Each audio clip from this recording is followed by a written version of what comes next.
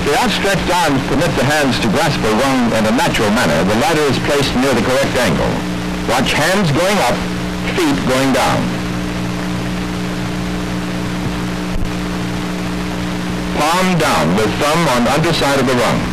Grasp where it's convenient for the climber, never above eye level or below waist level. Right hand, right foot, left hand, left foot, climbing smoothly and rhythmically, placing feet on the rungs in a position that is comfortable for the climber. If the feet should slip, the arms and hands are in a position to stop the fall. All of the upward progress should be the result of the push of the leg muscles and not the pull of the arm muscles. Some prefer to climb holding on to alternate rungs. Using a safety belt or leg lock permits the fireman to have both hands free. To place a leg lock, put the foot and leg through the ladder between rungs, locking foot on beam or on rung, then stepping down with other foot to a convenient rung. The leg lock should be made opposite to the side from which work is to be performed.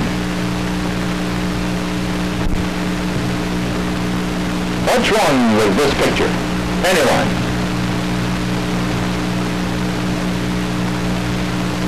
Right you are. The hose man is making it difficult for both himself and the nozzle man because there's just not enough slack or loop in the hose. Let's see how it should have been done. For an easy climb carrying a hose up a ladder, the nozzle man needs coordination with the hose man and enough slack or loop in the hose to distribute the weight of the hose length equally between the nozzle man and the hose man. Then both can handle the hose line effectively. Let's watch the hose man climbing the ladder. With enough loop or slack, the hose can be kept outside the beam of the ladder, away from the nozzle man's feet. When the nozzle man has reached the top, the hose man places the hose line inside the beam, leaving plenty of room for climbing. Then he steps down where he will secure the hose line to the ladder with a hose strap or hose rope, tightening the hose line against the beam with its weight carried by the strap. Upon reaching the desired height on the ladder, the nozzle man secures himself on the ladder with a safety belt. He then anchors the hose line against the rung with his knee, removes the nozzle from his shoulder, places it through the rungs at approximately waist level with about 8 inches of hose through the rungs. He secures the hose with a hose strap or rope, which is placed under a rung and over the next rung above. This method absorbs back pressure and permits movement to the nozzle. Most ladder trucks keep ladders securely in the bed while moving with a locking device, which is opened by a lever. To avoid endless repetition of the same simple action, we won't see it being released every time we remove a ladder in this film. Both firemen face the bed to better guide the ladder out of the bed. When the ladder is fully up, with a quick lift, the weight of the ladder is on the shoulder. The men carry the ladder on its side with the upper beam resting on their shoulders. Each man should stay close to the end to prevent the ladder from hitting obstructions during the carry. If heel plates are provided on both ends of the single wall ladder, it makes no difference which end is carried forward. It is the responsibility of the lead-off man to select the location for the raise, to place the heel of the ladder from the building, and to determine the relationship of the ladder to the building. Let's watch again how the heel man anchors the ladder and can now exert pull to help raise it on the beam. The beam man needs the help of the heel man to guide the ladder up. Together they ease the ladder slowly to the building. Lowering the ladder is exactly the same process in reverse, with each man fulfilling the same functions.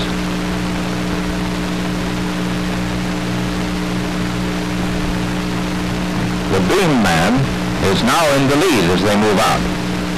In the two-man flat raise, the heel man's weight anchors the ladder and helps raise it. The lead-off man again selected the location for the raise, determining the space of the heel of the ladder from the building. Which man must decide where to position the ladder from the wall? Right again, the lead man or heel man.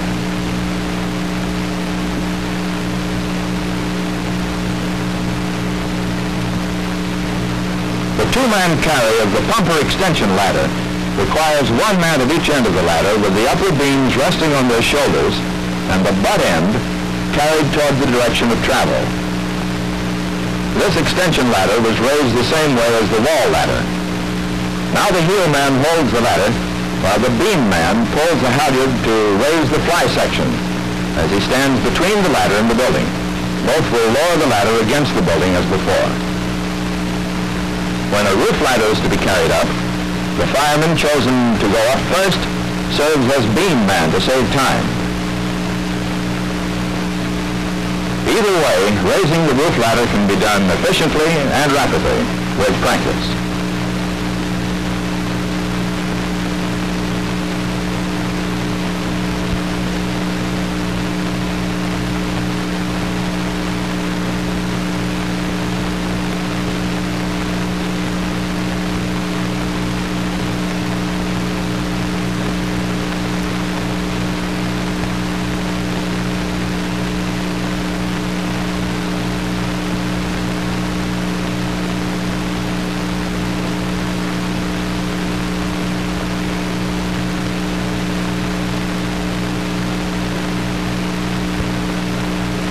Let's see that again.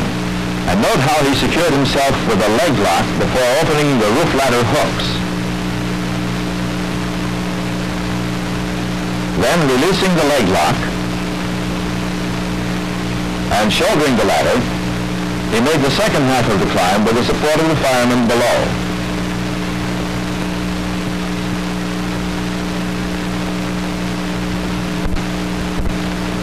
When he reached the edge of the roof, he needed another leg lock before he could raise the roof ladder enough to untie the tag line, cast it free, and continue pushing the ladder up a ways on its beam before turning it flat so the open hooks could act as runners for the final movement up and over the ridge. The ladder is then pulled down to assure that the hooks are set. Taking the safe procedures all the way up, the fireman, with help from below, made it possible to have a safe means of climbing and working on the roof. Some ladders have hooks that slide up from the inside of the beam instead of pivoting out. While the lead fireman unfastens the tagline, he depends on the fireman supporting him to make sure it is free of the rungs of the ladder but in reach of all. If one fireman carries the roof ladder up, he usually sets the hooks on the ground before he starts his climb with the hooks away from the ground ladder. Well, it's time again for the instructor to take over and review with you what effect any local differences may have.